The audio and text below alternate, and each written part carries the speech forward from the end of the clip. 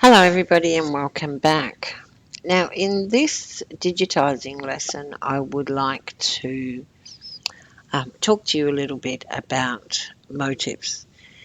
Now, in the previous lesson, we covered auto digitizing, and of course, when we want to, um, we've also covered some applique, but our only choices in applique are a satin stitch, the zigzag, and um, the blanket stitch. But sometimes you might do something where you would like to have a different stitch. So I did do a simple project which I did share some time back with the studio members.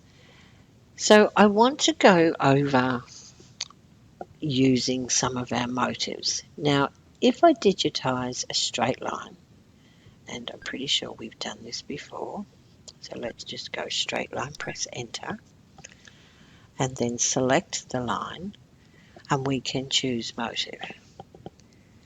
Now, we get different categories of motive.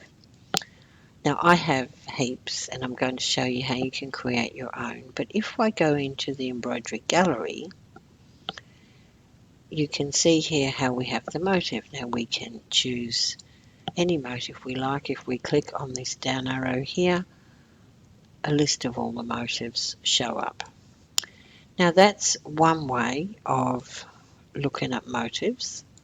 Let's go into the black work.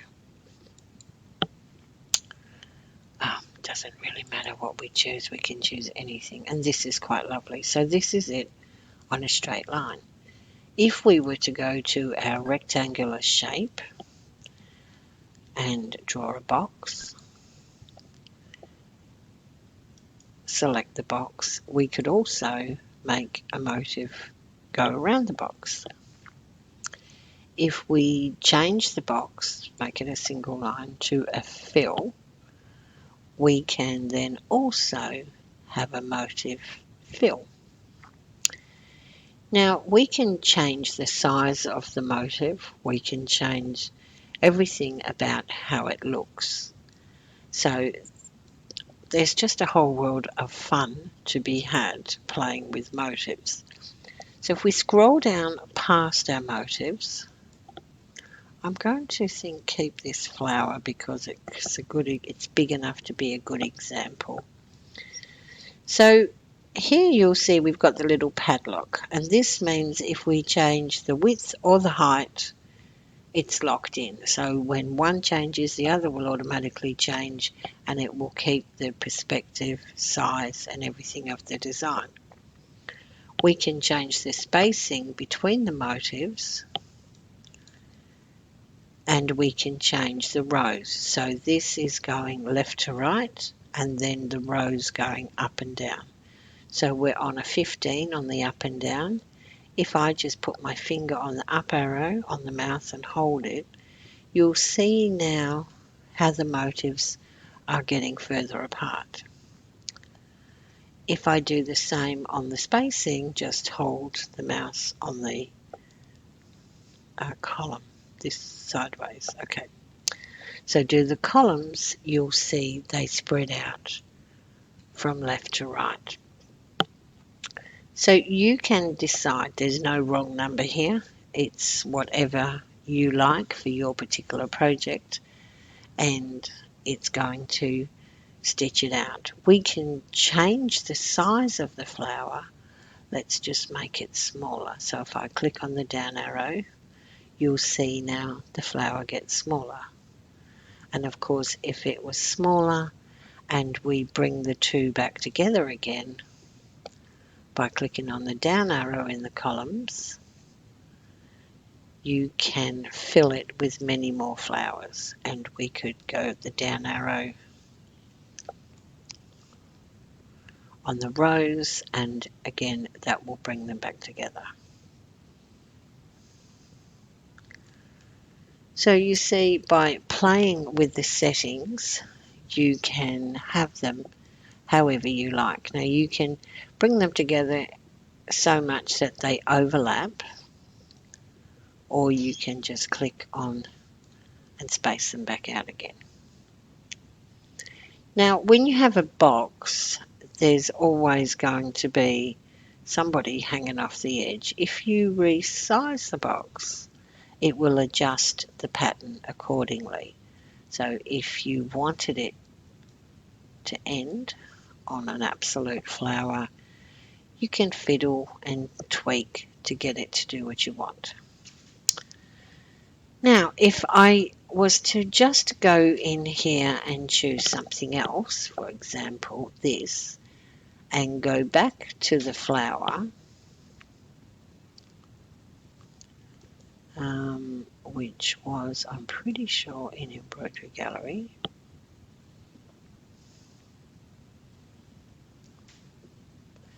This one.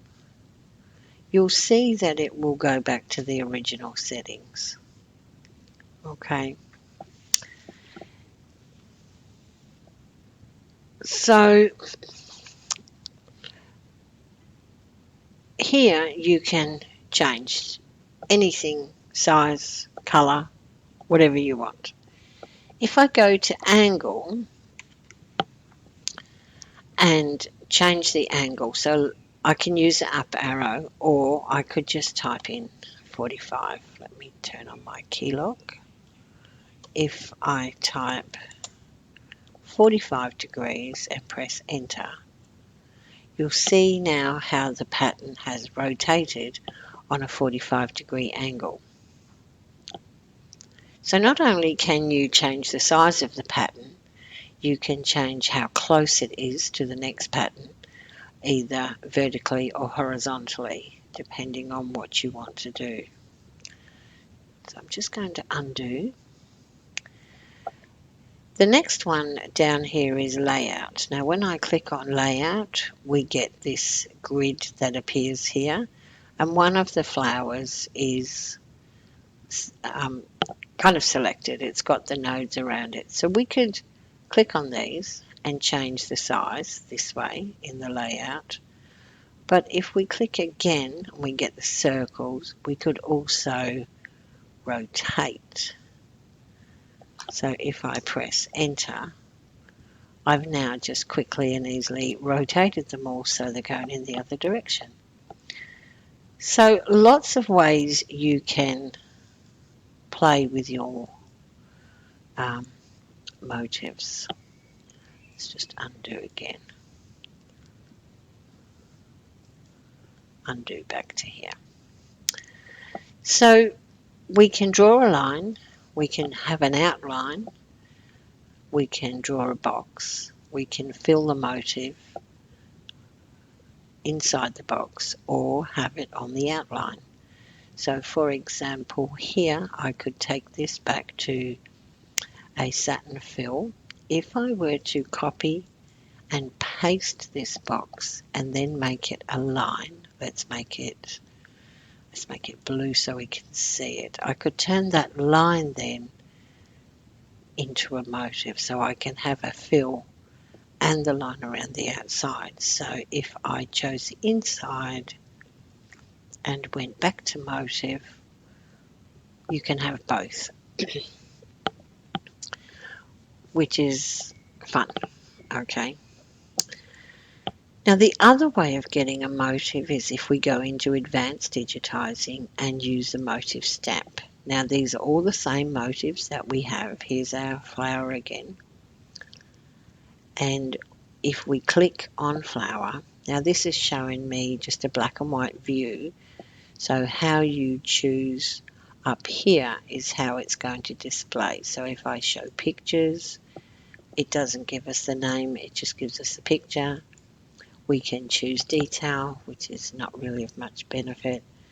We can choose show pictures and characters, so it gives us the name and the picture. Then we have these two leaves here. One is True View, so this is going to give us a stitched out look, and this is just going to give us a dulled down look. So we could just turn on the True View look and choose our design. Now once I say okay, so I've already got floral and I say okay, now as I move my mouse, we have one single design on the mouse. And you'll notice at each end there's a node, and these are called anchor points. So if I left click once, I've put down one anchor point, and then if I left click again, I have another one. Now if I just want one flower, that's how you would get it. To remove the flower now off the mouse, you just press escape on your keyboard and it's gone. So now I could take this one flower and make it any size I like. The stitch length is 1.6. I could make the stitch length a bit longer if I wanted to. I could turn off the variable or leave it on. See, it makes a difference. It's going to do kind of small stitches around here to get around the edge. When I do that, you can see it's got longer stitches. So it's horses for courses depending on what you're doing. I could also change the variable up, make it a higher number, so the stitches weren't quite so small, make it about a 170, and now it looks a little bit more even. Now, what I wanted to point out here is the anchor points. So those anchor points, whatever motif you choose, go back to motif stamp. Doesn't matter which one it is. When you use the stamp, let's choose NBW20, you can see the two anchor points. Now if you want to do a whole row, of course you can. You could just space them apart a little bit if you wanted to. But each time you click,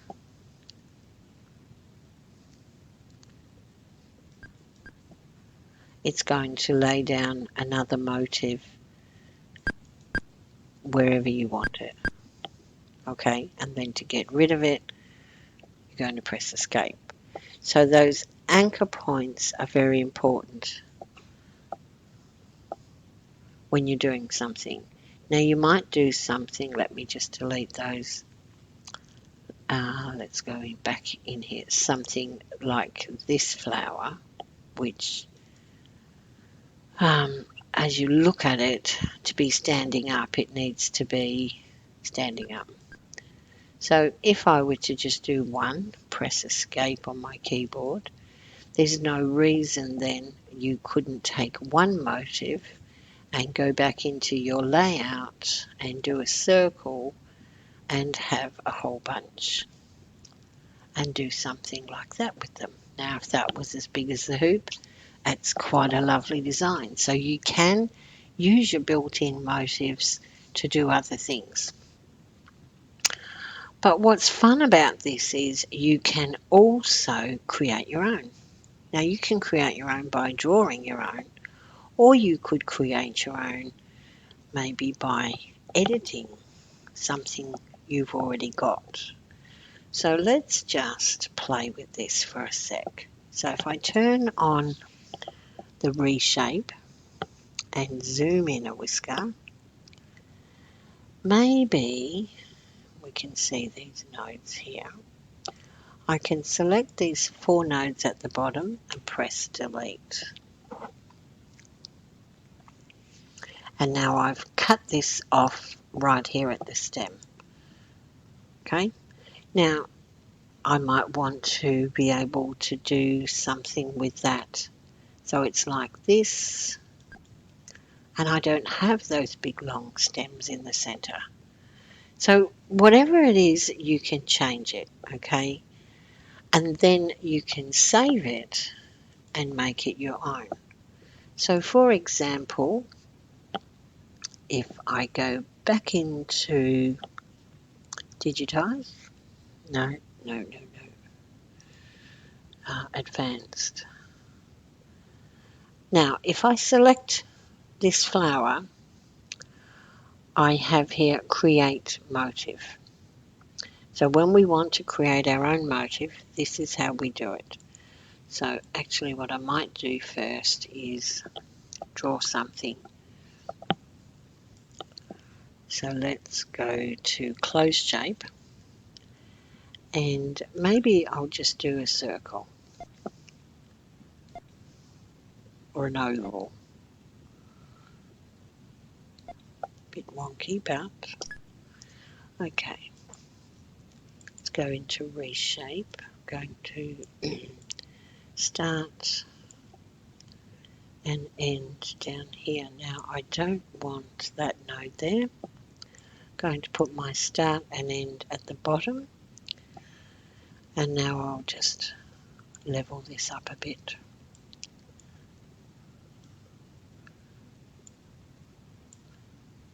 Okay, and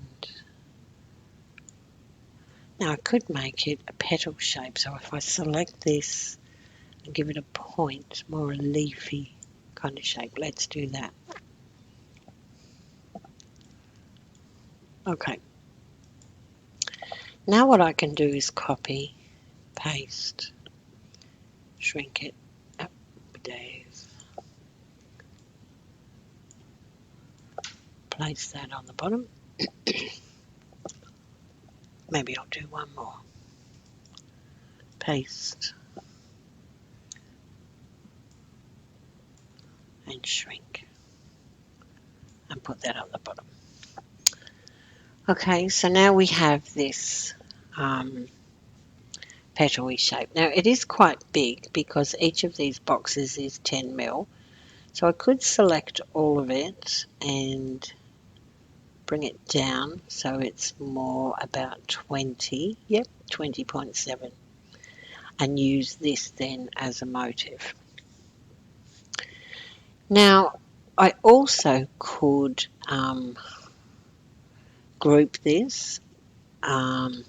Grouping when you're making a motif then doesn't always work well. Sometimes you need to ungroup things to be able to do other things. And we could also check the length while we're here, so maybe I'll turn the variable off and maybe I'll just up the stitch length a little because I can.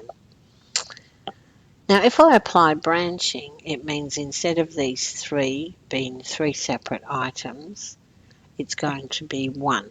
So I could start there, end there, and now the three are joined together. But remember, when you apply branching, it's going to stitch over each line twice. So let's go back up here and get rid of this.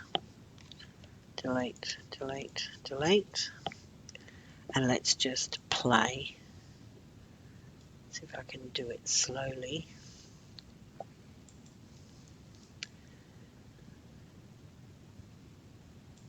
Okay, so it's almost finished doing this one.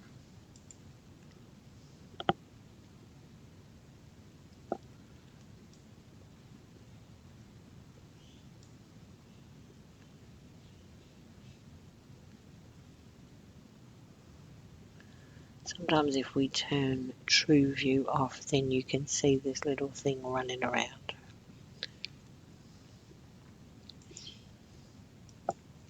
Okay, I think it's nearly done.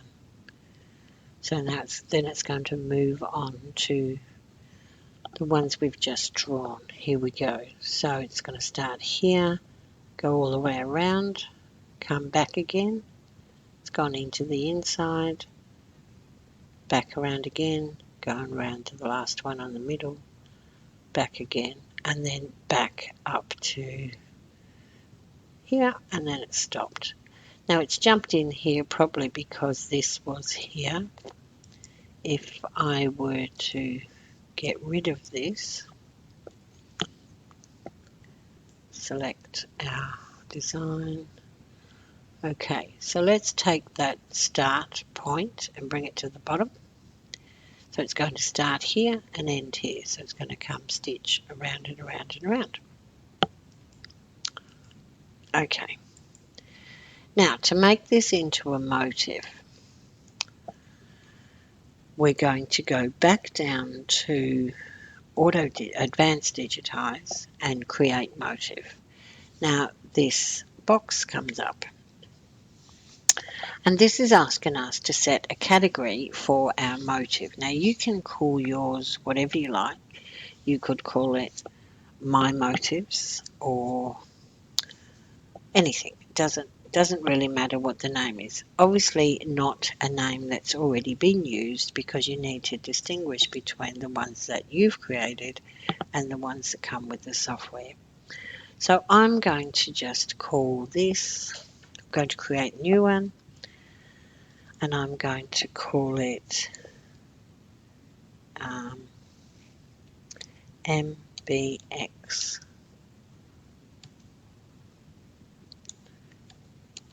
Online, because I already have other folders.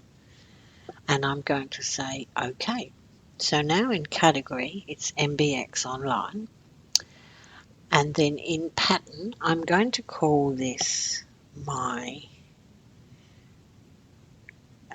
leaf. I'm going to call it a leaf 1. Now the reason I'm going 1 is there could be 2 or 3 or 4 or 5, however many you want. So you could change the variables to make it slightly different and then create another one. Now I'm just going to pull my screen down so you can see the very bottom left corner. Once I say OK, a message is going to appear down here in the bottom left hand corner. I'm going to say OK, and it says enter start point of reference line. Now these are the anchor points. When we used the stamp before, we had to put down those 2 anchor points. So I'm going to say start here, end here, and it says leaf pattern has been created, and I'll just say OK. Now I could have started up here or gone through the middle, but there's not a lot of point when I know it's going to start stitching down here in the center, and that's where I really want it to stitch. So if we go back into Digitize and draw a line, press enter, and you'll see in the motifs, the one we've just made is showing up as being available. So if I select the line and click on that motif, here we have the motif you've just created. Now, if that hadn't come up, it just means you would scoot here, and it always comes up when you first create it. But if I was in Embroidery Gallery and had this motif selected, let me select this. If I was in Embroidery Gallery and had this, but I wanted the one we've just created, I can simply go back, go MBX Online, and there's only the one in there. So there you see. Now I can still change this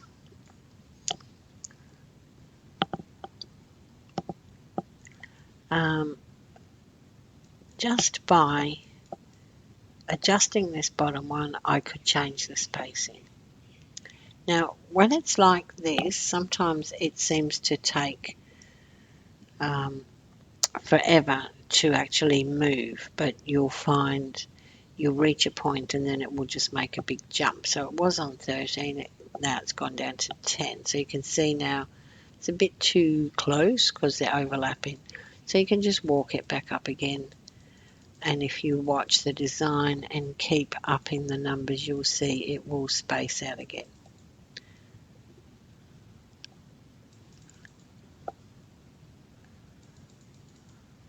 So somewhere between 11 and 13 is a spot. Okay, so you could keep doing that. Now the other way of doing it is to go back into Reshape, and in Reshape, as with all the motifs on here, you can pick up this center and just move them along. So maybe this one could go that way. And this one can go over a whisker. And then maybe this one. Now, I'm going to scoot him over more so I have a bigger gap. Okay, now once you click on this, you'll see that you have these other tools that appear. So we have this, I don't know what you'd call it, it's like a little circle really. So if I grab this and drag it around, you'll see it will move. And we could rotate the design to be in a different direction. If I grab this one, the arrow's pulling up this way, it's going to make it bigger that way. If I pull this one, the arrow's going up, it will be bigger that way. And of course, if I pull the sideways one, it's going to grow bigger sideways. So in fact, you can create a design where you might have too small, then a big one, too small, then a big one, and so on. So I could make this much bigger. Now this one here is like a skew. So when I move sideways, I can make it go skew. So depending on what you want to do with it, which one of these you can play with will change the way the design looks. So I could make it even a little bit taller. Go back to the select tool, and now this looks nothing like what it looked like in the first place. So if you wanted to, then you could go back and turn this into another motif, which might be your leaf 2. Let me just pick that up and move it up here. You could draw a box,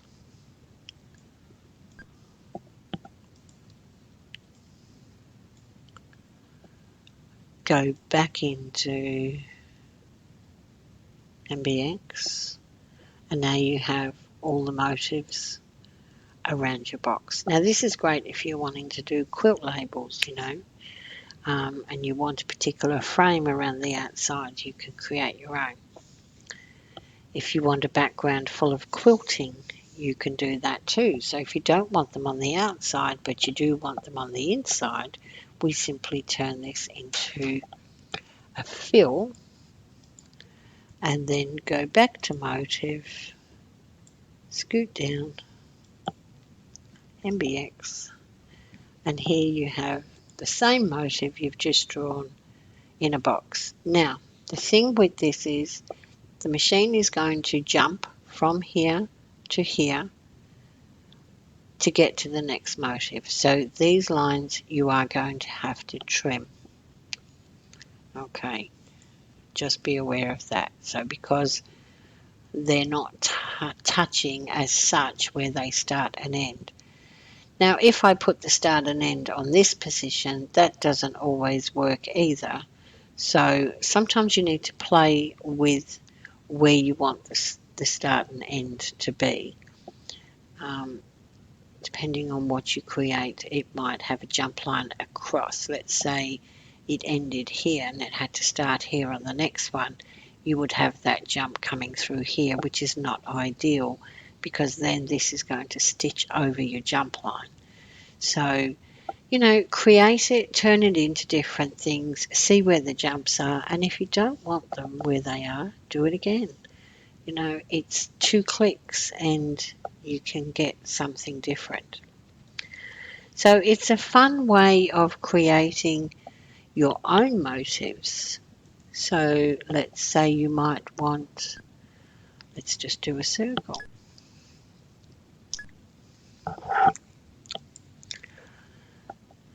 Let's make it a satin stitch. Let's have a look at the start and end.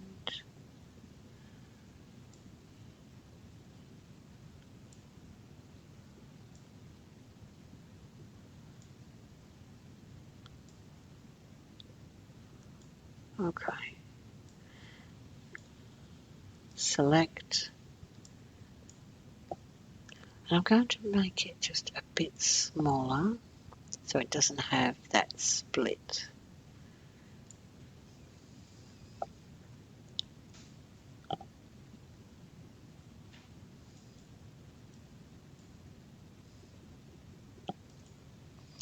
Okay, so we could go back down to advanced digitizing, create motif. We're still in the same category, so we don't need to make a new folder, and we'll put it here. And this one will be called, let's call it a pearl. And OK. Now down the bottom, sorry, I've just moved my screen, it says enter start point for reference line. So this time I might just go through the middle and say OK. Now let's see what happens if I draw a line. So back to Digitizer, going to draw an open line, and there you have. Now they're almost touching each other, which is fine. If you didn't want them touching each other, then here you're going to adjust the spacing and be able to move them apart. Now let's just make that extreme. There we go. Now you see if you do that, there is going to be a jump from one to the next one, and then the satin stitch. So it's going to jump from here. Let's have a look. Now that's using the circle tool. If you draw your own circle, and it just depends on what you want to do. So sometimes I like to draw my own circles. So let's use one of these boxes as a guide. So I'm going to right click, right click, right click, right click, press enter. Oh, there you go. That's because I had this selected. Okay, let's delete that. And digitize close shape. Let's not have motif selected. Let's have a single run and try again. Right click, right click, right click, press enter. So I have a line, so I'm going to select it and make it a fill, make it a satin. I do want to make it smaller because I don't want that break in the stitches. Now here, I might just make it something pale and soft. If I go into reshape, I can change the angle of the stitching. So it's going across. It could be going across or it could go up and down. It's entirely up to you. But when you've drawn your own shape, you're also able to manipulate it. So if I say start here, end here, and they're going in a line, what will happen is if I did a fill, it doesn't mirror image the design on the fill. So if I had a row of these going this way, that would be perfect. But when it came to the second row, it's going to want to jump to this side because it's going to stitch all across from left to right. Then it's going to come back and go right to left. And it wouldn't matter if it was on this side and it's stitched because it would stitch over the jump. So they're just things to think through. So let's do this. So start here, end here. And I'll go back to advanced and go create motif. Still in the same place, and maybe I'll just call this Pearl 2. and say OK. Now it wants me to put in the reference point, so let's do it again. Let's go start there, end there. OK. Go back to digitize and draw a line.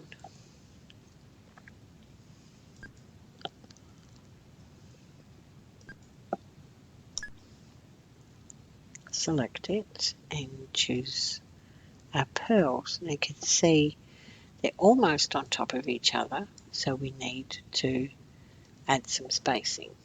Add some spacing or make the line longer.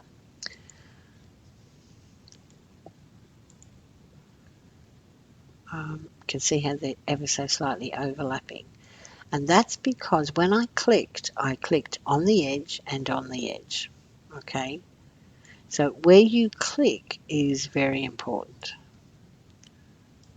So I can still just move them along if I wanted to this way.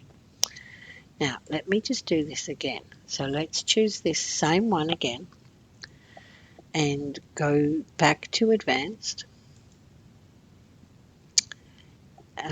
create motive, and we'll call this pearl 3.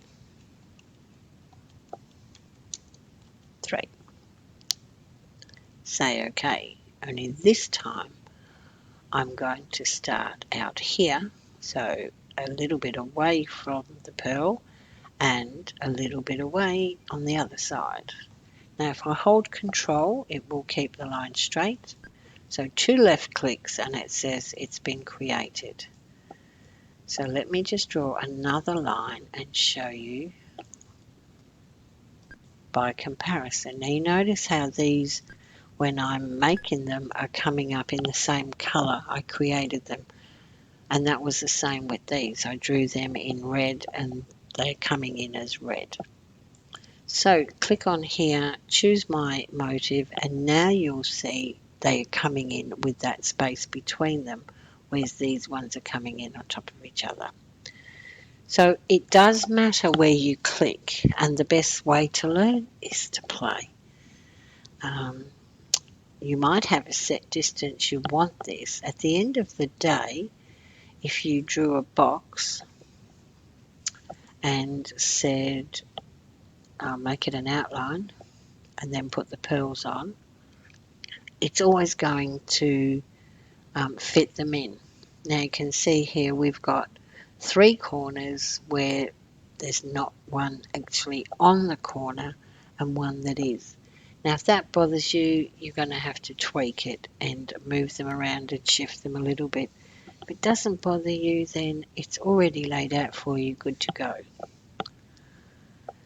So now with this line, of course, I can just keep up in the ante here and change this.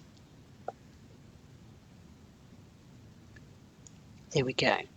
So at 646, I have a small space between them, which is nice, but this one has a larger space between them, which is also nice.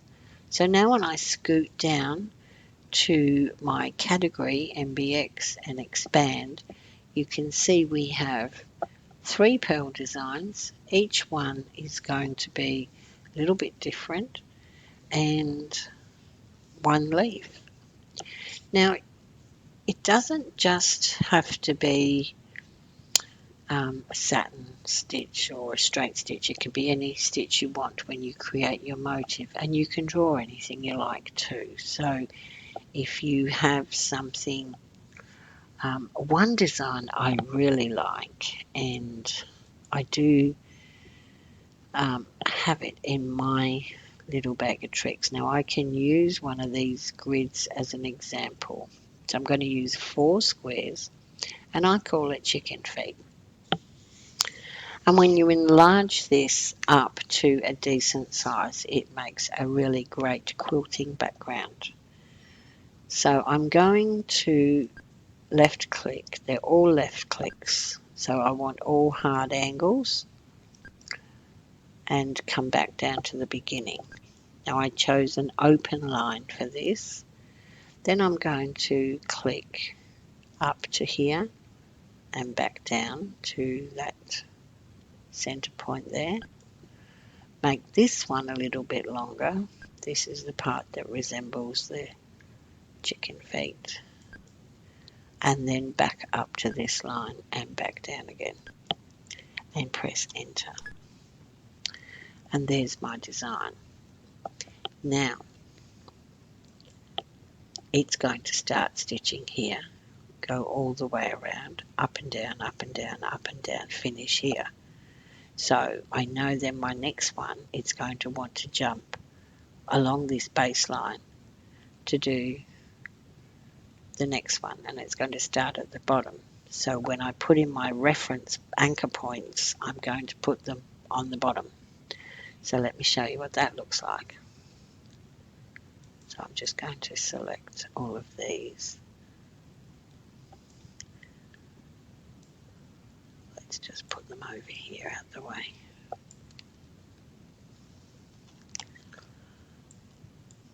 So select this. Now if you don't like red, you can make it a different colour. It makes no difference. If you wanted it smaller, you could make it smaller. This is 20 mil by 20.12 by 20.58. And it doesn't matter where you put it. So go back down to Advanced, Create Motive, still in the MBX Online, and I'll call this Chick Feet 1. Maybe I'll do another one. Say OK. Down the bottom here it tells me to put in a reference point, so I'm going to do a left click on this black node here, which is in line with the edge of the design, over to here, which is in line with the other edge, which should mean all my designs in a row will be touching point to point. Let's see. Back to digitizing, pick an open line. Let's do some clicks. Press enter, select, choose a motive, and there you go. So you can see they're just touching each other, spaced out nice and evenly. Now if I just grab a new page, if you were wanting to do a quilting design, you might create a box almost edge to edge, not quite. And I am using the close shape tool to draw my own box. Now I don't have to close it, it will close it for me. And this then I want as a quilting design. So if I go back into Motive, and it's defaulted back to Embroidery Gallery, so I need to go back to MBX Online, choose my chicken feet, and there you have it. Now you can see the jumps along the baseline that you would have to cut. But it's a really nice background design if you wanted it. Now this is the default size at 20 mil. If you wanted it bigger, you can simply up the ante on the size. Now I'm going to let it get a bit silly and overlap. I'm at 35. Let's go to 40.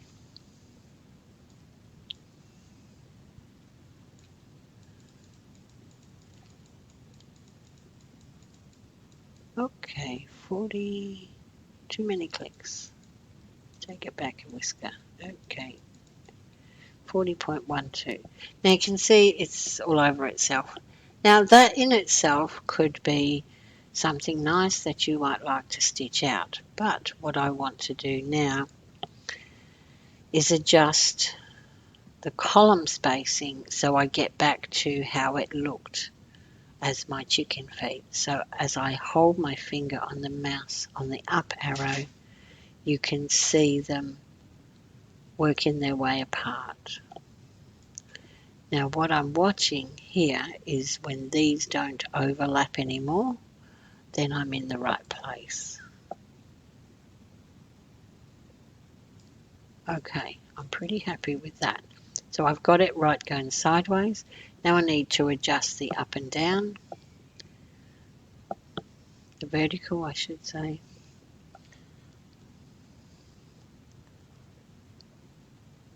And you can see them just moving up bit by bit until, and it's interesting. This is 40.12, and often I find when I adjust the spacing, this was 20 and I changed it to 40, and this is close to 40, and so is the spacing close to 40. So you'll find these combinations of same kind of numbers when you do this sort of thing. And there you have it. So it completely fits in this space. Now, it is a bit over the edge, so I'm going to move it inside the boundary. And it can be very close and still stitch out fine. And here I could pull it down a whisker, and at the bottom here you can see that we're just getting the top of a design, not the complete design. It could come down a little. So it's at 217. Now I know the hoop I've selected is 220, so it's about as close as I would get. I've got 3 mil on the boundary. And there's that same design. Now if I click on and change colour, make it a different colour, it's going to be stitched out in whatever colour your background is of your fabric. Now let's select it again and scoot back down, because on the angle here, if I choose not the angle, the offset button, what I can do here is these are all lined up in a row. What I can do is shift this across so they're slightly offset. So let's do that. So I'm just going to put my finger on the mouse and hold it there. And as you watch the screen, you'll see how now I'm offsetting where they sit. And I'm just going to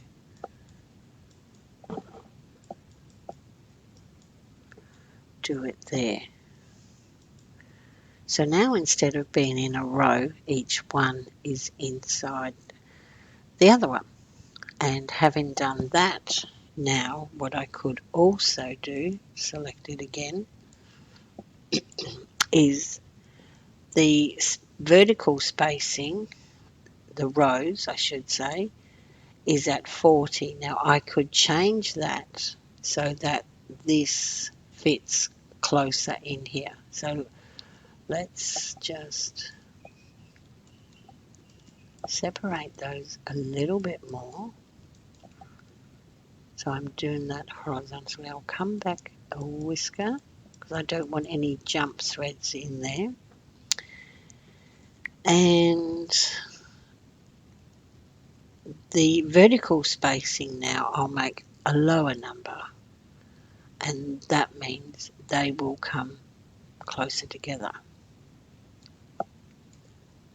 Okay, so you can see now how I filled in and offset the things. Now the only issue I have with this when you're stitching is you're going to need to be there so you can cut the jump threads in between. Otherwise what happens is sometimes it starts at the bottom when you do this, and then it goes up to the top and works its way down. Yep, it's going to start there and end here. See, there's our square to go, and here's our end. So what can happen is then it's going to start up here, so it's going to stitch all these lines, it'll jump across to the next one, it'll stitch those, jump across, but then when it comes down to do these guys, this jump line is there, which means when it sews this one out, if that jump is still there, it's going to stitch over the top. So you would need to make sure that you trimmed the jumps as you go, so that it's not. And Look, it probably wouldn't matter. You could still get in and trim. I find it much harder to trim if it's stitched over the top rather than if you just trimmed as you go. So I hope you enjoyed that. I hope you have fun with motifs. I love motifs. I love making them. I love playing with them and creating different things. So I'll be back with you shortly and we'll do some more interesting things with motifs.